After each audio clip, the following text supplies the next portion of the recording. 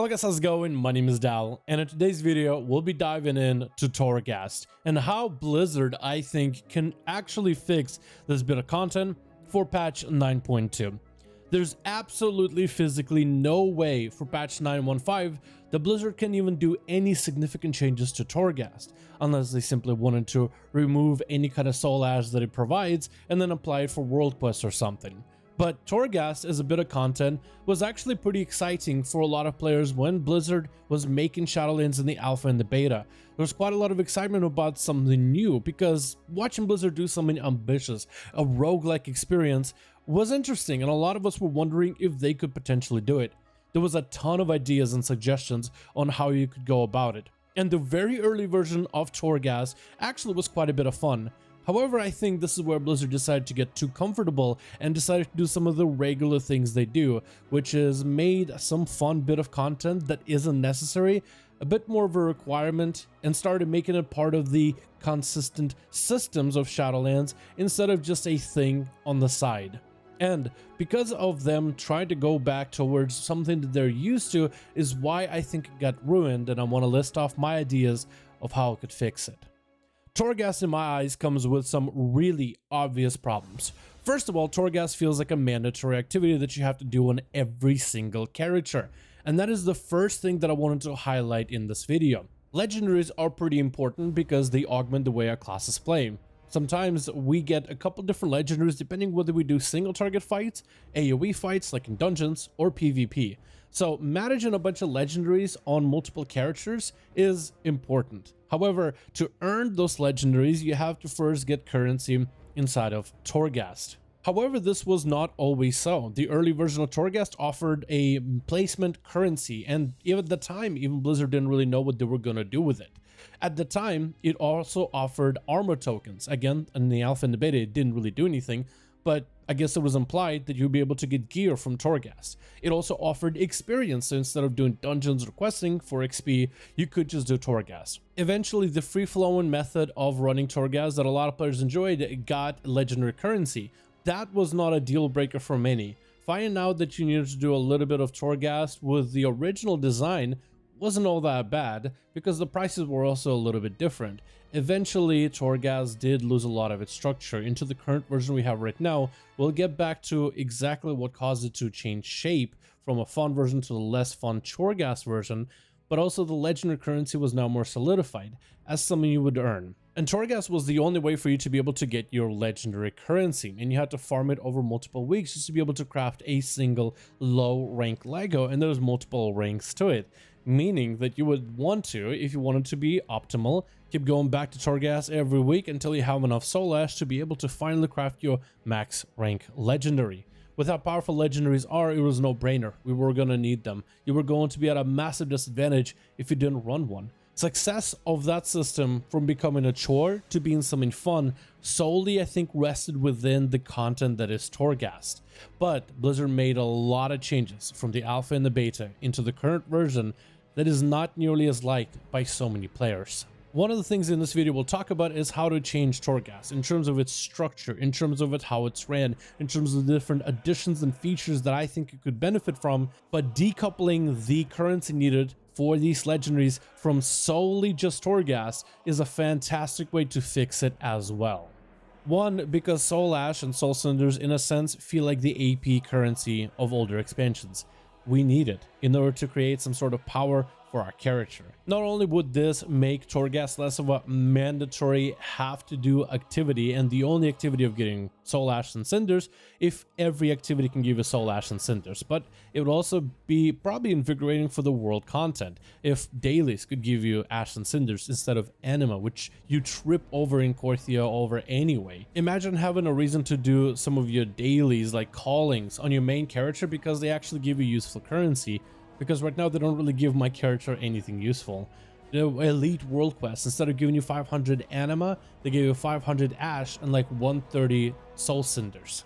I think decoupling the currency from Torghast by itself would be pretty good. Still allow Torghast be a way for you to be able to get cinders and ash, but allow other forms of content to also be able to give you cinders and ash. So when you don't need to go to Torghast just to get your currency to craft your Lego, then it becomes less of a chore. It's a choice. It's an alternative route for you to get something out of Torghast. The second problem with Torghast that I see is it's very repetitive. I mean, if we spend less time inside of Torghast, if we fix the first issue, I guess that would help towards the place feeling less repetitive because we're not in there every single week. But the way they set it up ever since the alpha and the beta, they set it up into different hallways. All these hallways are themed. In the alpha and the beta version of Torghast, you didn't really have floors with different themes. You just could choose the difficulty of your run, easy, medium, or hard. And it was structured a lot differently, but it would give you randomized floors and completely randomized enemies, randomized traps all over the place. Some of them, of course, were kind of sort of themed, like certain elites would be in certain hallways, but every few levels, your hallways completely changed. So this version of structured Torghast is something that Blizzard kind of shot themselves in the foot with because it doesn't offer the same variety. When you have a certain hallway, you know exactly what to expect.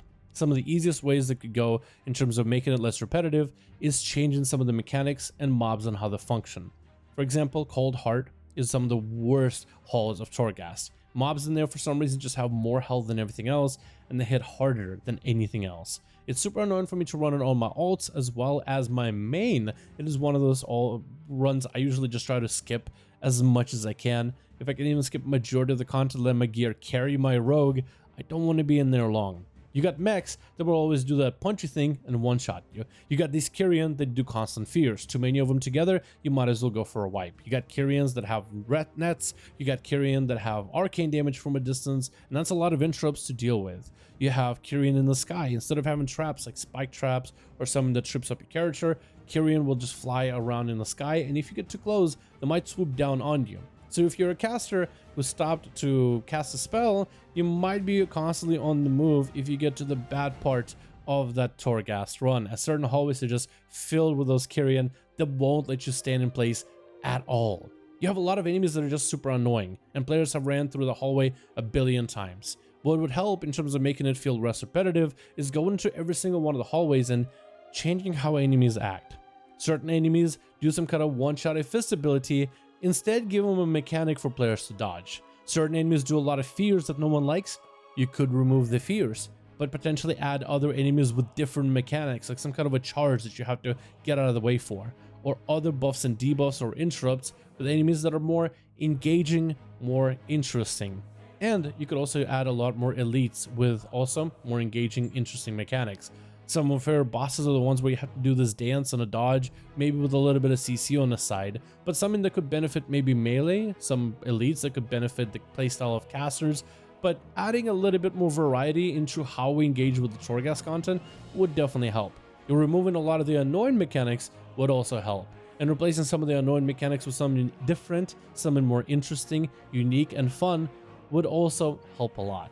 That means having to go through every single one of these hallways and scrubbing them up a little and adjusting and tweaking with things. But I think in the long run, if we're spending less time inside of Torghast, but every time we come back it is a little bit different, I think it would be a fresher experience by itself. Another problem with Torghast is pretty punishing for alt characters, because it has a pretty high entry fee in a way.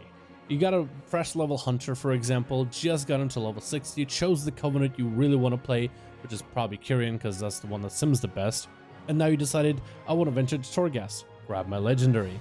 My main rogue can do layer 12s, and they're pretty efficient. The amount of ash and cinders you get from that is pretty good. Trying to get on a fresh new character in the layer 12 is going to be really painful. You better get carried and make yourself some pug group in order to be able to carry you all the way to victory, but if you're trying to do it solo, like many people try, the most efficient way to get soul ash is through layer 12. But not on our alt character, who's just going to get obliterated, smacked down, and one-shot by every single mechanic imaginable. To be able to do efficiently your Torghast runs, you'll need gear. Probably even a legendary, which you kind of need to do Torghast in order to achieve. You'll probably need some renown so you can get some soul binds, maybe even conduits. The entry fee for alts is pretty high when it comes to doing Torghast. So of course you would recommend to a new character to just do lower layers of Torghast, but those also feel pretty bad because they're pretty inefficient. They don't really offer anything besides a little bit of soul ash. And if you just want to get it done out of the way inside of Torghast, you would just want to do layer 12, but you can't do layer 12, so you have to settle for something lesser. and that just doesn't feel that great when it comes to trying to get your alt characters up and running. What will help for alts is to have a little bit easier time getting into it, and Torghast I think can offer more than just Soul Ash in order to help our alts. Why doesn't Torghast offer gear? Because in the alpha and the beta version, they did come with gear tokens. It was implied that Torghast was going to be a way for you to gear out your characters, level your characters like alts, but also instead of doing dungeons or raids, this could be something that you would do solo and get gear tokens to potentially turn into actual pieces. This is one of those things that would help alts tremendously. Gear at least gives your character more health, more stats in order to be able to dish out more damage to survive certain enemies and bosses. And even if you did have to go for some lower layer runs for Torghast, if at least those lower layers reward you with some kind of gear, with just a couple runs your character could be just that much stronger to be able to tackle some of the harder versions of Torghast. But why stop at gear? What if you can get conduits and even more renown from Torghast? And this could be kind of like a solo player's activity. Instead of jumping into dungeons, maybe you're not a group-oriented person, you don't really want to start doing LFR raiding or normal raiding. You're not really someone who wants to do arenas either, but you just want to be able to do something in the game that will allow you to be able to gear out your character. Ash and Cinders will eventually turn into legendary, but being able to give something for your alts so you can gradually work your way up to the highest layer of Torghast in some way or another, I think would benefit a lot of players. It's been one of those requested things for Torghast for it to actually provide you other things besides Ash and Cinders, gear, or maybe conduits, or really anything that's useful for your character.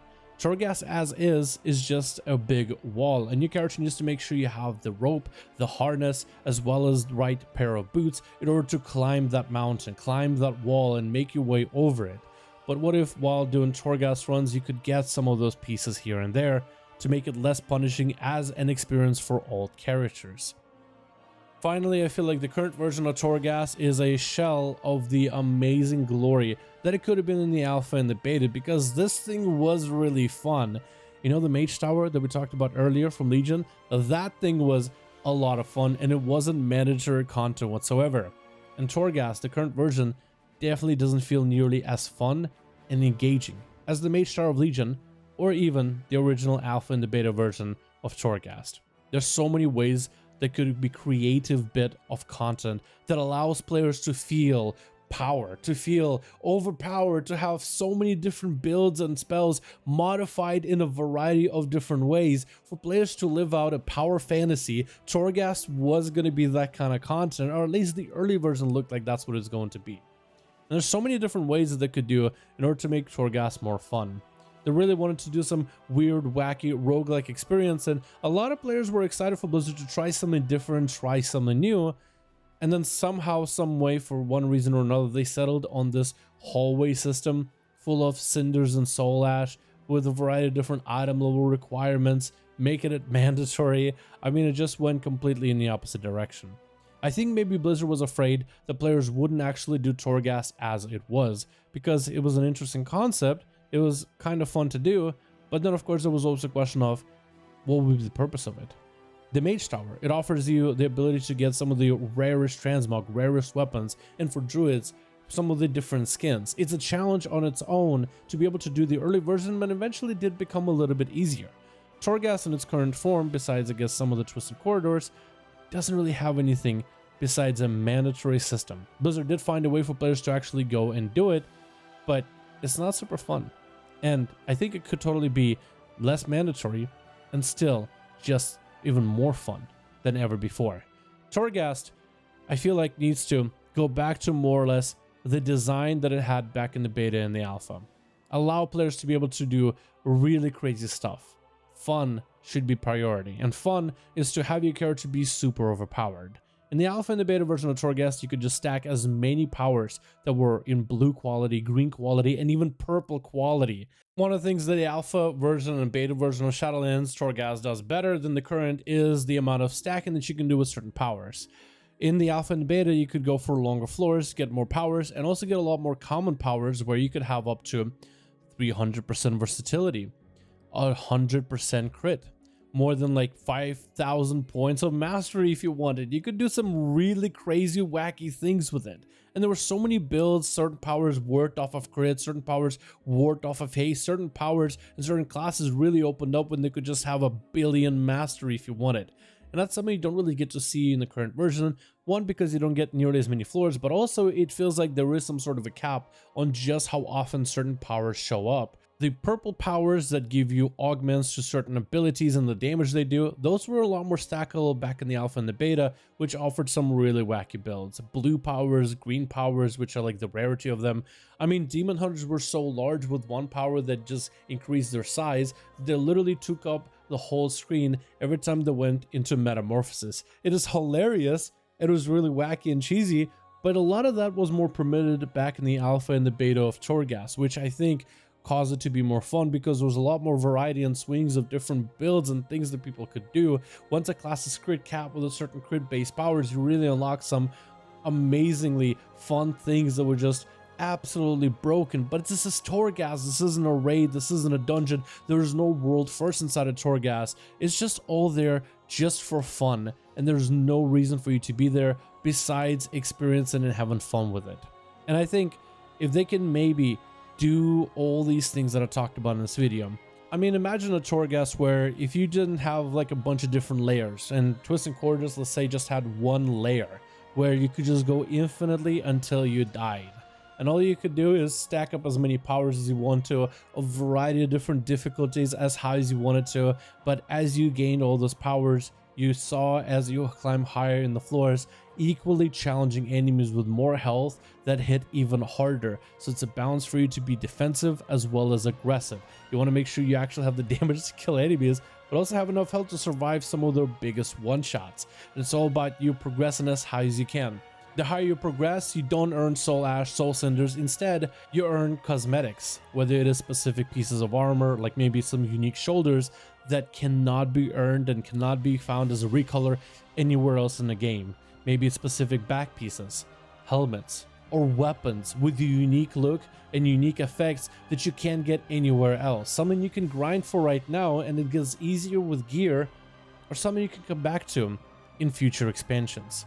Something that is unique and interesting, something that plays super fun and has this wacky weirdness about it that's completely unshackled with all rules just thrown out of the window. That's the Torghast that I honestly would want to imagine at some point in the future, and if Blizzard ever does anything like that, I think 9.2 patch would be the only time to do it if they end up doing something like that. But that's gonna be my video on how I would fix Torghast. Thank you so much for watching. I hope you all enjoyed, and I'll see all of you guys in the next video.